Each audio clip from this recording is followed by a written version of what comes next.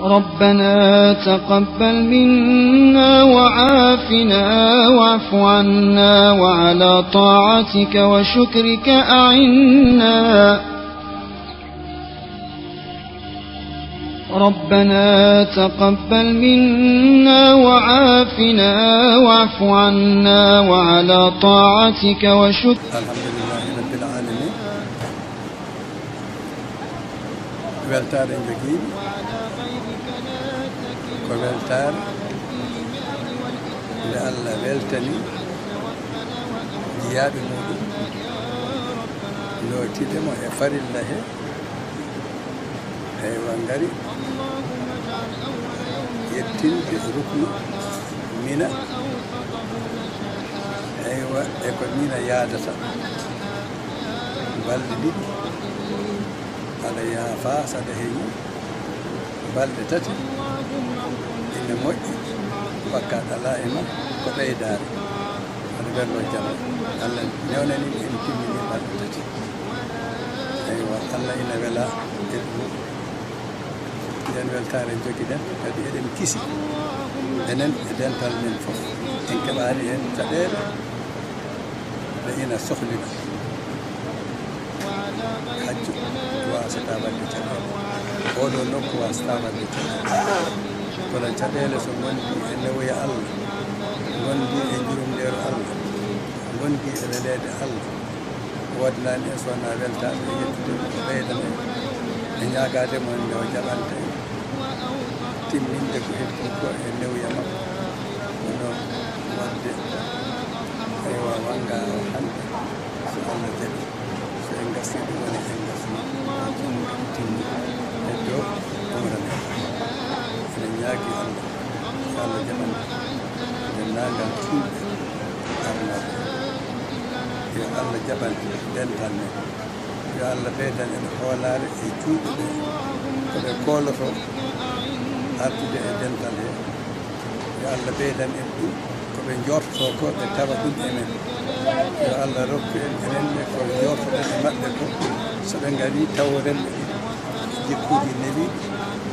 moƴƴuɗi jaɓuɗi heɗaɗi ko kalante e golle he ndewa hen alhamdulillahi rabbil alamin allahumma salli ala sayyidina caggal duttogol ceerno Abdoul Aziz Ceerno gardinoɗo fondation dental Daka Madina Gounass ɗo e Makkatal Mukarram caggal nde sunare mawde hajiyankoɓe dental Daka gonduno golle makko e darde makko e maɓɓe ko ina wona hajiyankoɓe temeɗe joyo e ko fawi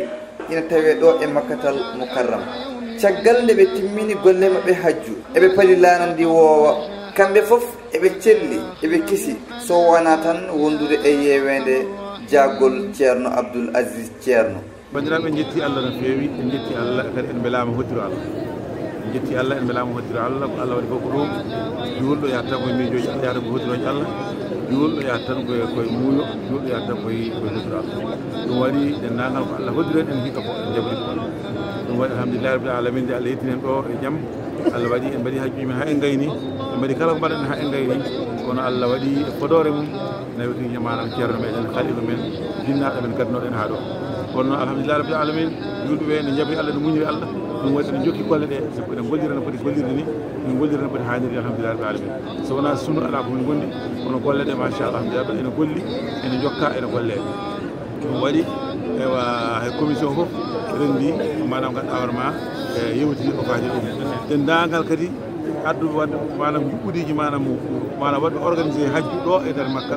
timmiɓe Sénégal e fof manam en privé ji fof ngari jettimen ɗo woni men privé ji fof ngari jettimen ɗo woni men ɓaywa kala privé gonɗo e nder Dakar ari ɗo woni men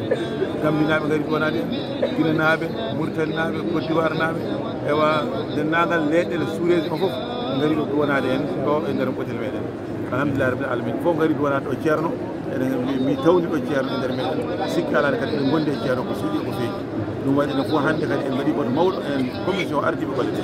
ngam ganduɗa hoore ma ɗum wonirde e nder koye men ɗum wonade ceerno e nder koye men ewa haaltidde kadi golle ɗe fewnide kadi juɓɓude golle ɗe ko heddi e golle ko ƴeewen holno gollirten ɗum ha rewa lawol tawa hay hunala ko hatta hen alhamdulillah rabbil alamin fof har yewtitama hawrama ha ɗum golle ɗe ko heddi hen ko so Allah haaji ma rewne lawol kala ko fonno waɗede waɗe tawa hunde hattaka inchallahu taala e golle he nde wonno eɗen gandi ceerno hakkille mum ne ga ceerno to kon hakkille mum ne ga ene wonde goƴƴe meɗen wonda hono golle ɗe holno jogo jokkitirede kono eɗen deeña ɓerde ceerno meɗen gandinamo golle ɗe inchallahu taala maɗen golle no ɗe kaniri ni inchallahu taala e barkeji ceerno en tawa e hunde makkade so Allah haaji hay juɓɓudi en mbaɗi foof ma en gar kadi waynade kaaba o so Allah haaji nden dimanche garoɗo o subaka hajjankoɓe fof ma ndendini gara ɗo kadi mbango suudu ndu mbayno suudu ndu e on saha kadi ñaago Allah nde Allah artire en o wuuri inchallahu taala ɗum woni ko heddi e golle meɗen e peskol bagasuji ɗum woni ko heddi e golle men ɗum ko janggo jamma inchallahu taala waɗete ɗum fof kadi yuɓɓinama so Allah haaji altine ɓamten laarde men mbiwowa e barke Allah e barke ceerno meɗen e on saha paten Sénégal inchallahu taala so en jittima Dakar so Allah haaji alarba garowo inchallahu taala ma en mbaɗ convoi enen dendagal madinaɓe dendagal madina arnoɓe hajjo ñande araba so Allah haaji ma en convoi men ene fof jeen jettoyɗen Madina on saha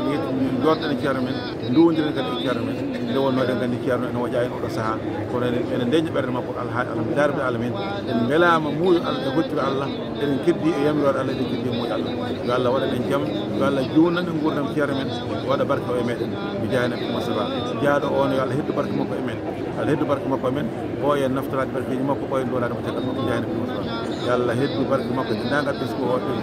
ɓe Cheikh Hadji Moussa radiyallahu taala anhu eɗen jaafo yimɓe fof eɗen jarno men eɗen ñaago duwawu ceerno men eɗen ɗuwono ceerno men ɗo e kaaba eɗen ɗo e kaaba eɗen garno ɗo wangade ewa wangade manam en wangade manam wangade ko gattal naafila ɗum adduno en ɗo hannde en bangguima en gayni inchallahu taala yo Allah waɗan en jaam yo Allah ɓoyen gurdam ceerno men wonde cellal timmugal kanko e dennagal sete makko ɓoynen en gurdam ceerno ceerno ɗumal ceerno e dennagal suudu Cheikh Hadji Moussa radiyallahu taala anhu yo Allah jullu badde moƴƴina badde assalamu aleykum wa rahmatullahi taala wa barakatuh aleykum wa rahmatullahi taala wa barakatuhu o ceerno hammed talla to sidi bamam ɓe haaldata e mon ɗo koye délégation meɗen délégation ganduɗa fondation ganduɗa dental Daka Madina Gounass koye hijjore gonɗen ɗo ɗo kalde tan ɗo koɗo suudu Allah hormanteeri ɗum min daari wondude mawɗo meɗen musidɗo meɗen hono ceerno Moustapha Wan e gardugol muɗum e gardugol Souleymani kañum ɗo wonten golle ɗe ko andinde yimɓe ɓe kam alhamdulillahi rabbil alamin caggal sunare nde gonduɗen e caɗele ɗe keɓɗen e sunare dutugol mawɗo men gardiɗo hono ceerno Abdoul Aziz ko nder sunare jaggel kono golle ɗe ene continue ene rewi lawol o kaaleten ɗo joni darɗen koye ganduɗa ko kaaba garɗen kadi ko wangade kala jamma en bangotoɗo wonno ñalawmaji ene guula eɗen jogui mawɓe jogui ɓe kattanaji garen gayenne en rewi lawol noon kala nana rewire Allah rewirama kala nana wangore wangama min mbaɗi hajjo timmi umraji ɗi timmi heddi koye nafilaji kala jamma min garaga min mbaɗa nafilaji ɗum ɗo ko ndiɗon fof ko dental Daka e wonɓe dente keddiɗe ndendiɗo en ko waɗeɓe e ɓaleɓe fof dillodiri ɗo golle ɗe no yiɗirani alhamdulillah rabbil alamin haɗen jokki haɗen continue wa rahmatullah gannaaw bu ñu sante yàlla suñu borom suñu suye jërante bi ñu ngi gërëm suñu waajur waaw ñu ngi fii ci kaw bi ñu doon def tey tawaaf pour ñaanal suñu njiit bi génn àdduna leen di Thierno Abdoul Aziz gannaaw bu ñu génn àdduna nit ñi desa kujaa ci fii si mag ñu ngi ko nekk di def liggéey bi comme ni mu ko bëggee woon comme ni mu ko santaane woon balaa mu génn àdduna waaw métti nañ trop tiis la bi nga xamante ne suñu borom moo ñu ko teg ñu koy nangul moom rek moo ñu ko sañ def li mais ñu koy nangul di ko ñaanal suñu borom yàlla suñu borom xare ko àjjana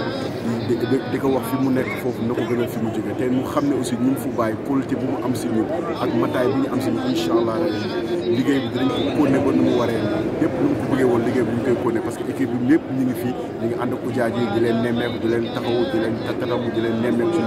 lépp lu ci wax bu soobee yàlla yorente bi dinañ ko def ñu ngi koy ñaanal yàlla suñu borom yàlla ko suñu borom xare àjjana moom suñu njiit boobu Thierno Abdoul Aziz Thiam merci jogiiɓe golle fondation dental Daka arnoɓe hajjuɓe kala won hen heddiɓe ga eɓe ndeni hajjiyankoɓe e banggueji ɗi kala ene hen ɓi ceerno Abdoul Aziz ceerno Alaji Bayel Ba e dendagal gollidiɓe makko kala ko ñande altine oɗo garowo woni gummagol hajjiyankoɓe ɓe ga e bowal laaɗe diwoje Jidda gam huccande Dakar so Allah jaaɓi noon hajjiyankoɓe jeeyaɓe e nder Madina Gounass foof jogori yettodade e nder Madina Gounass ɗum jogori wonde ko ñande alarba oɗo garowo yo Allah rokku en yettoyade e dow jaam e cellal e kisal e nden ka ربنا تقبل منا